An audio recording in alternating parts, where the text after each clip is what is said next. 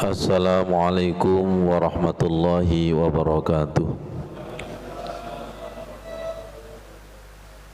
Jauh itu tidak selalu jauh. Siapa? Rasul. Ma min ahadin minkum yusallimu ilayya illa raddallahu ruhi hatta aruddas salam. Tidak ada seseorang yang bersolawat kepadaku kecuali ruhku dikembalikan dan aku menjawab salam. Satu, Rasul juga bersabda, dimanapun kamu berada solawat saya jawab. Itu seakan-akan jauh tapi dekat. Allah maha dekat, Rasul itu sangat dekat dengan umatnya. Saking dekatnya dengan umatnya ketika akan wafat yang dipanggil adalah ummati as-shalah. Bahkan dicantumkan laqad ja'akum rasulun min anfusikum azizun 'alaihi ma anittum harisun 'alaikum bil mu'minina. Rasul itu berat penderitaannya. Bahkan derita umatnya mau dilimpahkan pada diri beliau ketika sakaratul maut itu. Itu saking apanya itu? Saking jatuh cintanya itu. Harisun 'alaikum bil mu'minina raufur rahim. Rasul itu sangat satu cita-citanya, semuanya beriman dan masuk surga. Jangan ditinggal satu pun ya. Dan cintanya sampai hari ini tidak pernah mati. Cintanya tidak pernah mati, tapi umatnya hatinya mati.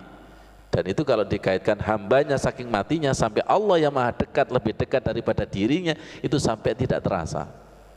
Berarti saking membatunya, Allahnya yang menciptakan kalah dengan kesirikan-kesirikan. Rasulnya yang begitu mencintainya, Allah yang begitu mencintainya, tapi kalah dengan yang lainnya, kalah dengan la syarika. Terlalu enggak kira-kira? Loh begitu itu di tanah sucinya masih kalah dengan yang lainnya, nuwomen enggak kira-kira? Ono wonge. Lembutkan ya Allah. Lembutkan.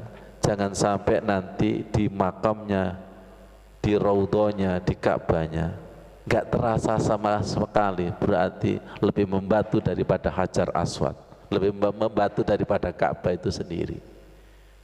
Tapi kalau hatinya lembut, ya Satagus ya, kalau hatinya lembut kan tidak ada bedanya tanah suci dengan tanah air, karena hatinya sudah suci, enggak ada bedanya la syarqiyah wala qorbiyah. Pilih lembut apa keras. Kalau lembut, Rasul tidak berjarak. Kalau lembut, Allah tidak berjarak.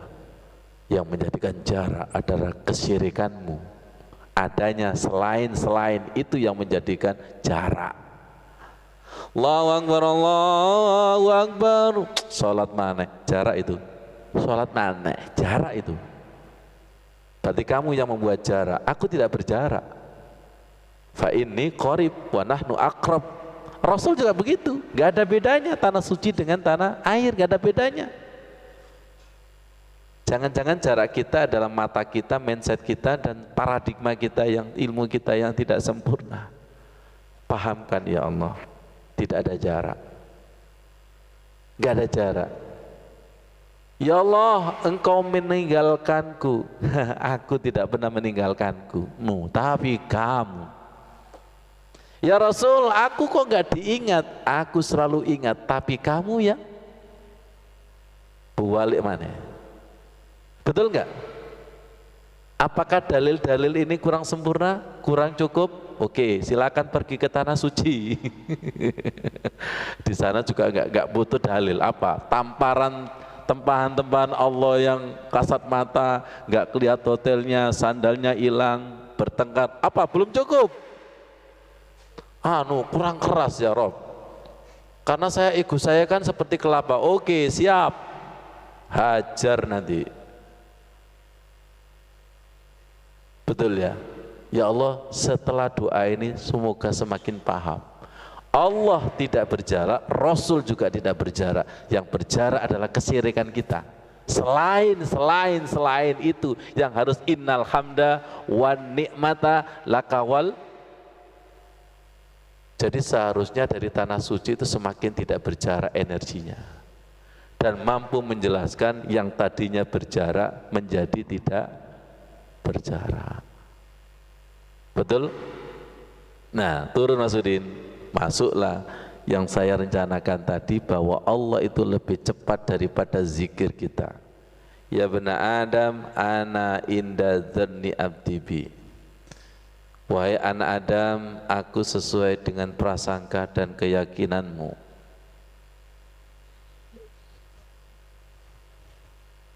Satunya Mas Udin. Nah, untuk meneguhkan semakin Allah itu tidak berjarak. Yang berjarak itu mindset, setting otak kita, pandangan mata kita. Qala Rasulullah sallallahu alaihi wasallam. Hati-hati kalau sudah qala Rasulullah begini ini. Rasulullah dan Rasul langsung qala Allahu taala. Allah sendiri yang berfirman. Kalau Rasul bersabda, Allah itu berfirman.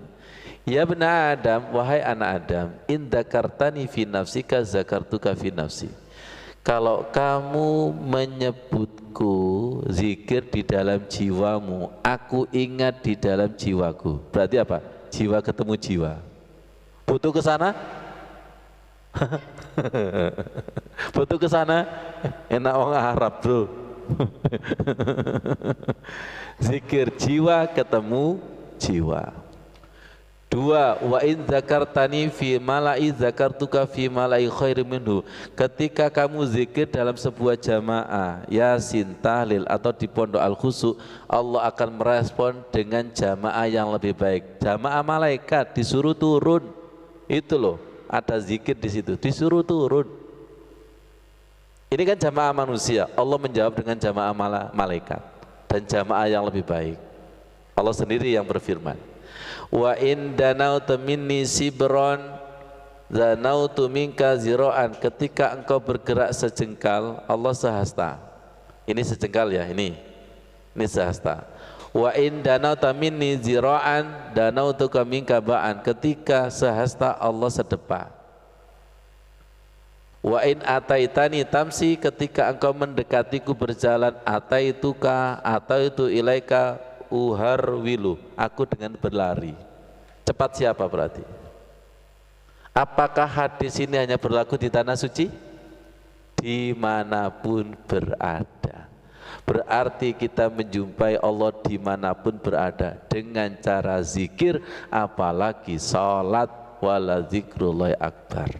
Cuma banyak orang yang zikir dan sholat itu jiwanya stuck, berhenti, tidak niat untuk takarrub. Karena hadisnya ini ketika engkau mendekati.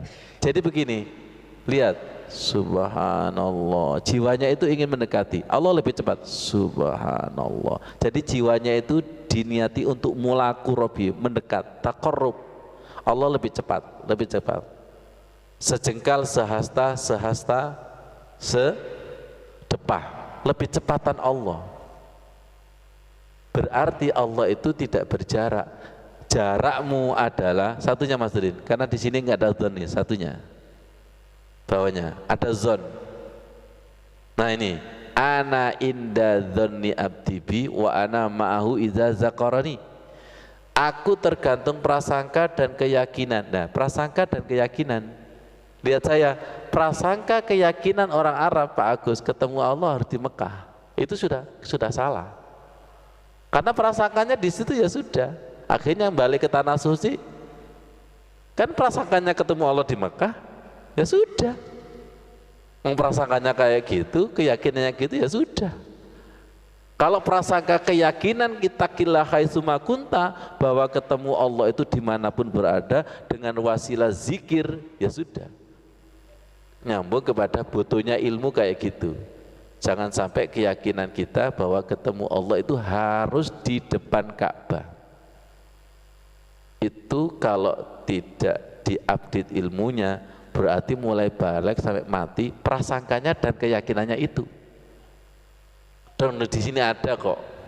Wa ana ma'ahu idza dzakarani. Ketika kita zikir, ana ma'ahu, aku ono nang kono. Nah, hati kita, ruh kita itu sensitif apa tidak? lihat saya loh, gulu saya mengkorok, oh ono jin, oh jin teko sensitif. Gusti Allah teko ono malaikat gak sensitif karena channelnya masih sama. Kalau saya pengen sensitif malaikat teko keroso, saya kepingin setan teko gak keroso karena saya nggak mau satu channel. Kalau saya Ustadz kepingin bisa melihat, lo berarti mata sampean ada setan, setan melihat setan ketok. Indigo loh, indigo. Indigo itu kan dikiranya kelebihan, itu bukan kelebihan, itu kekurangan itu. Yang bisa melihat ini itu bukan kelebihan, itu kekurangan itu. Maksudnya indigo. Loh, dulu ono merinding. Kenapa bro? Ono setan. Loh, ono setan teko kerasa. Setan malaikat teko gak kerasa, berarti kan satu channel itu. Ya, bedakan sholat kita itu ada Allah dan ditinggal Allah itu harus sensitif. Kenapa? Karena wa ana ma'ahu, dan saya Allah bersamanya, idza dzakaroni, ketika zikir mengingatku. Jadi ketika zikir itu Allah sudah ada, Allah sudah ada. Cuma tergantung sensitif lembutnya hati. Adanya Allah dan tidak ada Allahnya itu sudah bisa merasakan enggak? Jangan biasanya mengatakan mari kita zikir menghadirkan Allah, kan begitu kan? Aslinya Allah itu sudah hadir, ente yang enggak hadir. Aslinya Allah itu tidak kemana-mana, tapi ente yang kemana-mana. Wong Allah itulah sarkia wal gharbiyah. Ini pentingnya Pak Arbit ya, mengupdate ilmu itu pentingnya kayak gini. Saya ditinggalkan Allah, sopo sing ninggalno? Awakmu dhewe sing ninggalno iku. Saya ini tidak diingat Rasulullah, bukan Rasul tidak ingat, itu kamu yang tidak ingat. Wong sholawat aja mau. Hebat nggak? Setan itu kebalik-balik nggak? Akhirnya Allah disalahkan, Rasulullah disalahkan, ustadznya disalahkan, kiai, ustadz ternyata ijazahnya tidak mustajabah. Sukanan masuk daftar dukun yang gagal. Coba kasih wiritan apa-apa, nggak akan mujarab. Kenapa? Atine ge atos. Jangan menyalahkan wiritan, jangan menyalahkan zikir. Orang dikasih ijazah dan doa itu seperti bibit. Bibit itu kalau seunggul-unggulnya, kalau ditanam di tandus dan gersang, ya nggak hidup nggak mati. Ya, sholat itu bibit unggul dari Sidratul Muntaha. Silakan tanamkan kepada orang yang hatinya masih keras. Sholat itu meremelek, buka HP melek. Iki salah sholat, apa salah wongi? Iki salah kiai ini, salah doa, apa salah wongi? Ustadz dan kiai memberikan ijazah sama, doa sama, tapi hasilnya beda-beda. Karena hati itu punya karakter, ada subur, ada batu cadas, ada gersang. Jadi aslinya sebelum ngasih ijazah itu hatinya dulu yang disiapkan, bukan langsung memberikan ijazah atau doa. Nanti doanya salah, dikasih doa apa saja insya Allah salah. Kiai siapapun ngasih doa mesti salah. Kira-kira ono wonge, ono jilbaban ireng. Ya Allah ya Karim, ini closingnya bagus Pak Arbin, closingnya bagus, semakin meneguhkan bahwa Allah itu tidak di mana-mana dan tidak kemana-mana. Betul, Allah tidak di mana-mana dan tidak kemana-mana. Yang kemana-mana itu hati kita. Lasarkia wala gharbiyah. Jadi yang menjadikan jarak adalah kesyirikan, dan kesyirikan itu terkadang pikiran, ilmu, jabatan. Lihat saja, biasa nggak punya uang, melakukan siji ini Pak. Mulai OKB, orang kaya baru. Orang itu kalau kaya, orang itu kalau sudah lama kaya itu biasa. Sama Bu Anis, punya mobil baru itu suwe